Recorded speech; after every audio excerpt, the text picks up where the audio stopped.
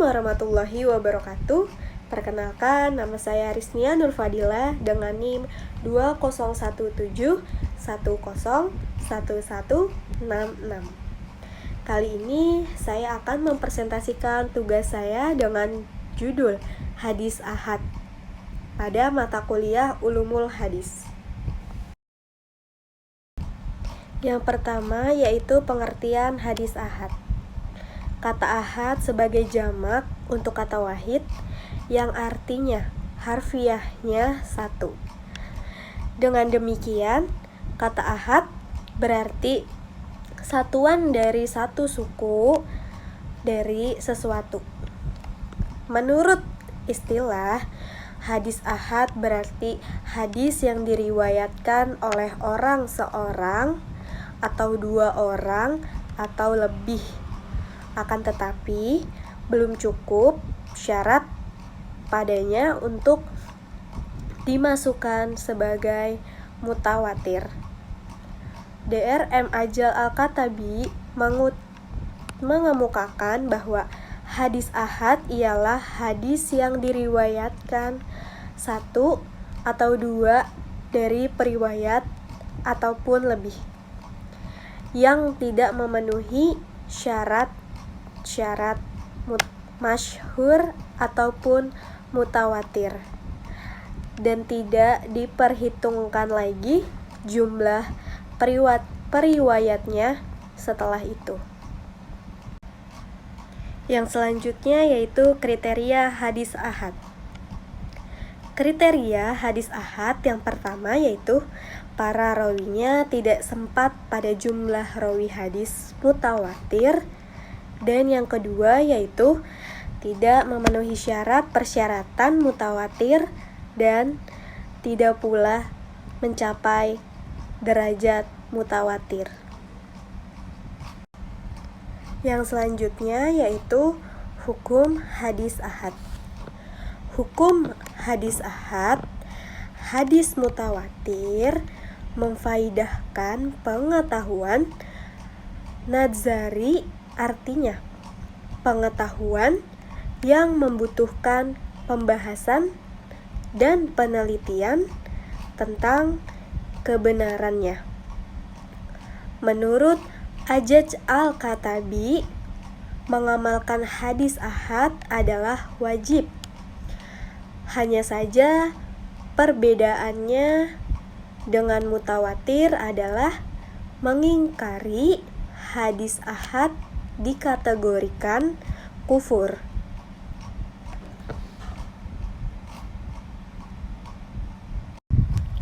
Yang selanjutnya yaitu kedudukan hadis ahad. Para ahli berpendapat tentang kedudukan hadis ahad. Yang pertama yaitu segolongan ulama seperti Al-Qasayani sebagai ulama Zohiriyah dan Ibnu Daud tidak wajib beramal dengan hadis ahad. Yang kedua yaitu sebagian ulama menetapkan bahwa hadis ahad diamalkan dalam segala bidang.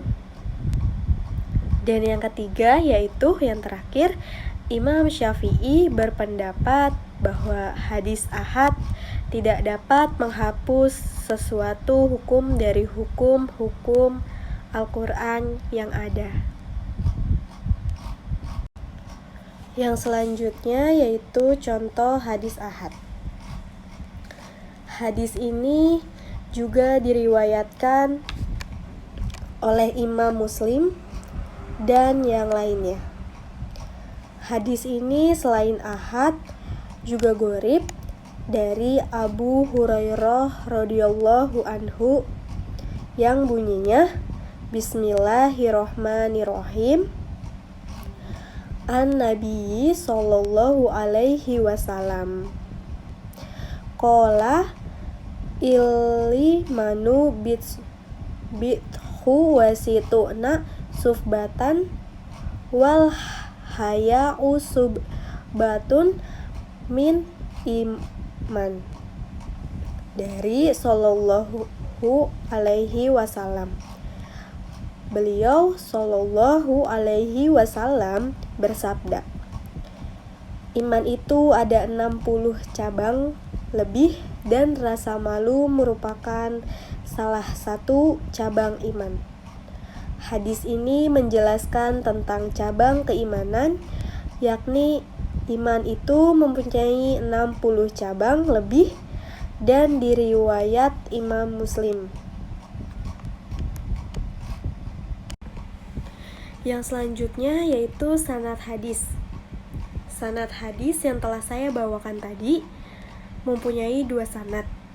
Yang pertama itu Rasulullah Shallallahu Alaihi Wasallam dan yang kedua itu Muslim. Yang selanjutnya yaitu pembagian hadis ahad berdasarkan jumlah sanadnya. Hadis ahad terbagi menjadi 3 macam. Yang pertama yaitu hadis masyhur.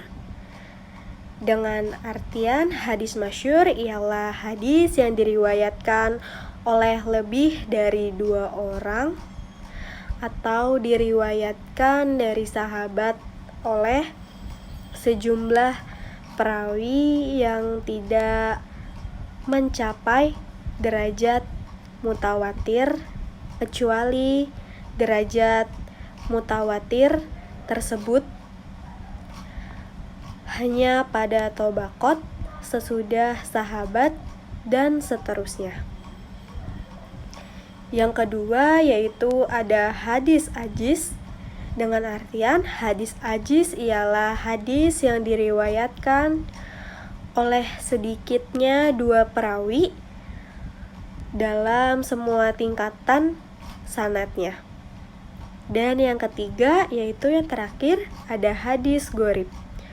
Hadis gharib yaitu menurut bahasa kata gharib adalah sifat musyabbahat yang berarti al-munfarid atau al-baid al-qaribi yang menyendiri atau jauh dari kerabatnya.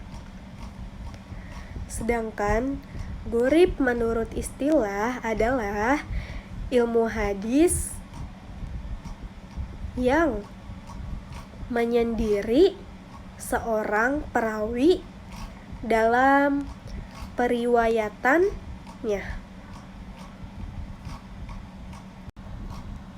Yang selanjutnya yaitu kitab-kitab yang menghimpun hadis-hadis. Yang pertama, kitab yang menghimpun hadis masyhur. Antara lain, yang pertama yaitu Al-Maqasid, Al-Hasanah Fima Istaharo ala Al-Lasiyanah, karya Al-Sakhawi.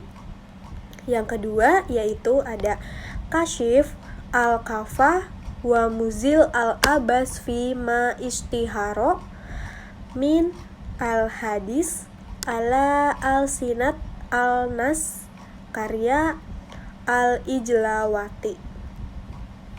Yang ketiga yaitu ada Tamyiz Al-Thayyib min Al-Kabits Fima Yadur ala Al-Sinat Al-Nas min Al-Hadis, karya Ibnu Daibah Al-Syaibani. Yang selanjutnya yaitu ada beberapa kitab yang menghimpun hadis-hadis gharib. Antara lain, yang pertama yaitu Gharib Malik, karya Al-Daruqutni Kusniyati Rafi'ah. Yang kedua yaitu ada Al-Afrod, karya Al-Daruqutni. Dan yang terakhir, yang ketiga yaitu ada Al-Sunan allati tafarroda bil kulli sunnah minha ahlu baldah, karya Abu Daud Al-Sijistani. Sekian presentasi dari saya, kurang lebihnya mohon dimaafkan. Wabillahi taufiq wal hidayah. Wassalamualaikum warahmatullahi wabarakatuh.